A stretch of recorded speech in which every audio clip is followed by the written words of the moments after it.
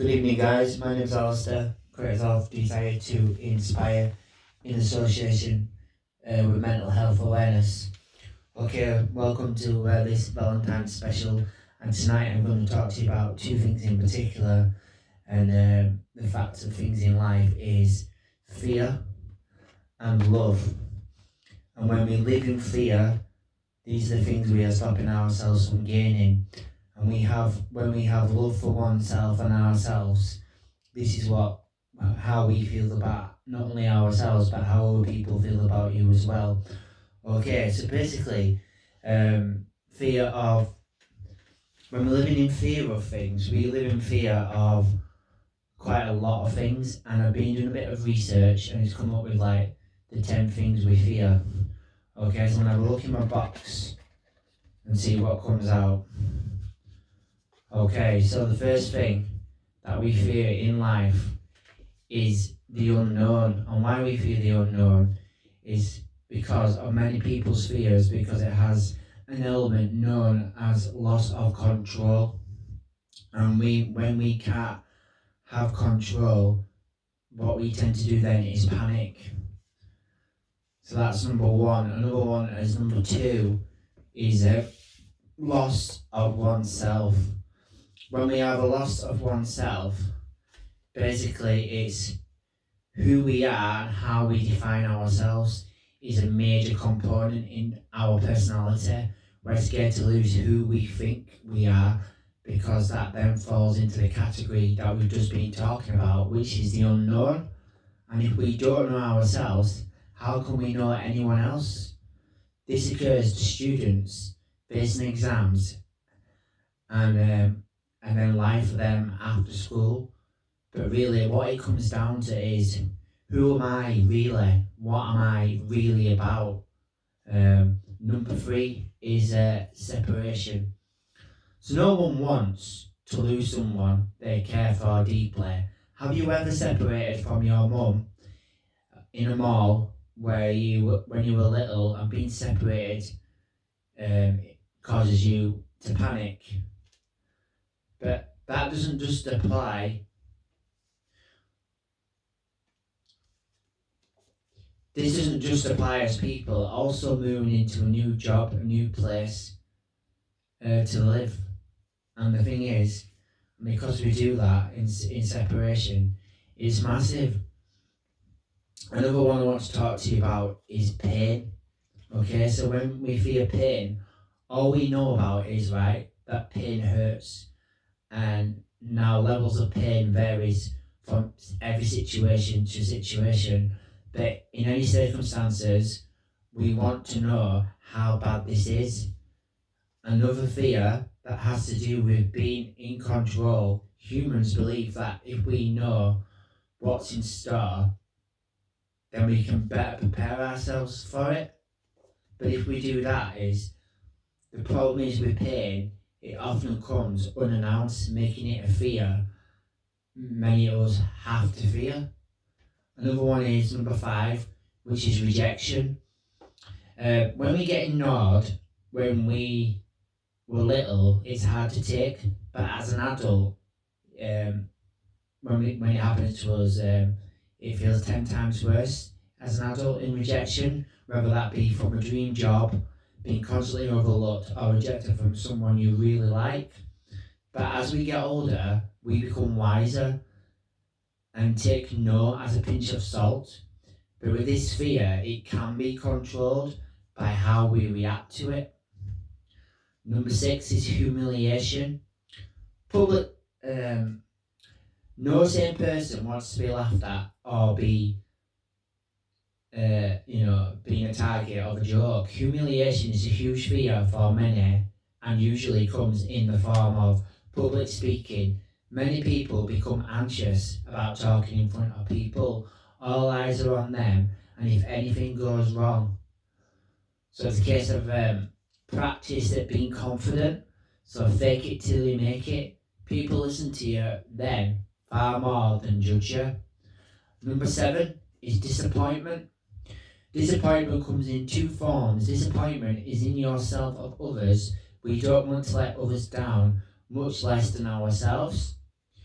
We put tremendous amounts of pressure on trying to please everyone, but the reality is you can't. Prioritizing is the best way to deal with any forms of disappointment. Allow yourself to breathe and realize some things have to come first over others. You might succeed in certain things, but fail in others. It's okay, you're only human, you're not Superman. Number 8 is failure. Speaking of failure, a lot of us are afraid to be bad at something. We all would like to be the best at everything, but that's just not the case. Some of us are good at maths, others writing. We need variability to our society, and as that is able to make our society function as a whole. It's like your yin and your yang. A perfect balance allows your best efforts to put forward, but it does pay off. Failure is one of the biggest components in life that leads to self-growth. So instead of fearing it, embrace it. We're all good at something. Number 9 in our box of fear is death. When we die, we got a religious standpoint, says we all go to heaven. And from a scientific standpoint, we go straight into the ground to decompose. But it's kind of silly, really, thinking about it. It won't happen to us for a very, very long time. So embrace being alive, happy, living, even though life is short, make each day worth living for. And number 10, the most important thing that we fear most in life is falling in love. Now this list is no way in any order, but trust me, falling in love is what we fear the most. It's not that love is something to be scared of, but it can change you, it can make you happy, and it also can make you incredibly sad.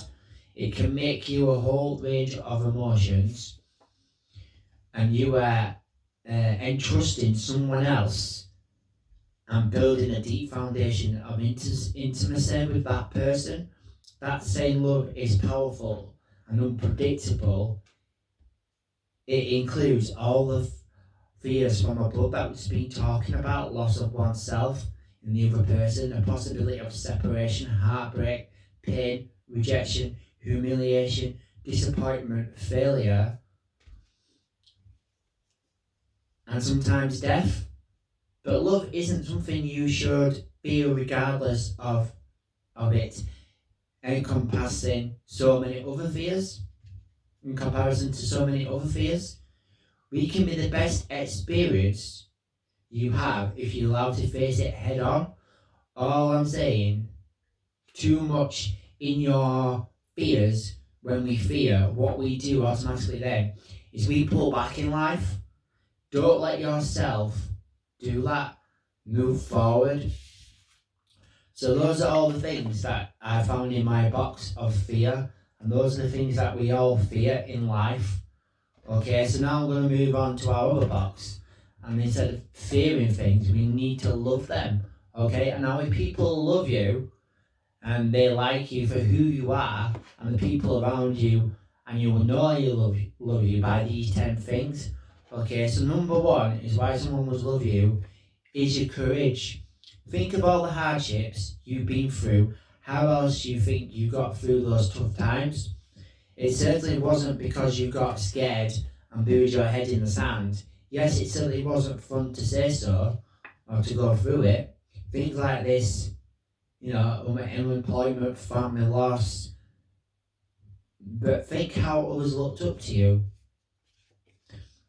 When you brave the stormy seas, where you realise it or not, you probably encourage many others to become more courageous. Just like you being courageous also means taking risks. And think of what you've done so far in your life. Recall the times where you went places on your own, create things by yourself. We're not afraid to go out there and meet new people. Right, number 2 is your energy.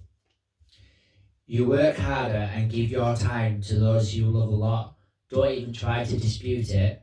You have so much enthusiasm that makes you, and you're that energetic that makes people want to spend time with you. And being around you makes them energetic as well. Another one is your ability to love. Now, your friends and family are around you for a reason. You're obviously bringing a smile to their faces, and they value your time. They care, and attention you bring to each one of your relationships is one of the many reasons why people love you. Don't believe it, go through all your text messages, your emails, all your different photographs, go through all your thank you cards, all your letters. You actually realise that you've made a bigger impact on people's life than you actually thought. Number 4, your passion. The way you dedicate yourself to your job or hobbies shows others the amount of passion you have. You are passionate about helping others because people love to be around you. People can't help but admire you. You know, the perfect picture of the sunset. You know, the last time you went as a part of the charity event, things like that. A lot of people will be scared to do things like that, but you're not. You're scared to put yourself out there, so go do it. 5, your sense of humour. Everybody loves a good laugh. Perhaps your life and the soul of the party, telling, a variety of jokes or embarrassing stories that it's happened to you. But when people hold on to every word that you tell, and that means you have a great sense of humour, and people are drawn to it, and people love people who don't take life seriously. It's so true. Number 6, your creativity. People love problem solves. You love to fix things with your friends, your family, your co-workers, making things out of nothing. Number 7, your positivity. Nobody knows how to put a positive spin on things like you do, where many people concentrate on the problems at hand. You come up with solutions. Where some people complain, you have gratitude for all you have already and you're grateful for it. Number 8, your looks. Hey, let's get real. You're a good looking person, so why shouldn't people stare and look once in a while? You might be the best dresser amongst your friends or at work. It doesn't matter. Number 9, the things that people love about you is your smile. As if you weren't good looking enough already, your dazzling smile. Carry on being awesome, being good to you. And number 10 is your listening skills. People love to be heard. Surely there have been times where people have turned to you for advice or even a shoulder to cry on. Why do you think they keep coming back again and again? Only a special person like you is able to master the skill of listening. You really take the time to look at them, be in the present moment, pause before you answer. And you know what? It's massive, that is. End of the day, right? I used to live my life in a fear-based energy, and all those things that I was feared was going on in my life. Now I've come out of that mindset and switched my mindset, and I choose love every time over fear. And now I'm embracing all the newness, all the exciting things going on in my life. And I'm so grateful. And I think for the things that I've learned now, I want to help build confidence up in all the other people around me. I've had Valentine's Day where I've been with people, I've had Valentine's Day where I've not been with people. Like I say, embrace changes, be thankful for the lessons, happy for the memories. That's all good and well, but at the end of the day, I choose love over fear. When we love things start happening in our life for the good. When we fear things start blocking our life and stop us from achieving and being our best authentic selves. And I think that's really important, and I think it's massive. So as our thoughts for the half term and for the week off, everybody, I hope you all have a smashing holiday. Hope you all go to lovely nice places. I just wanted to get this out before the end of Valentine's Day. I thought it's really, really important to pass this message on. All right, love you lots, guys. Bye.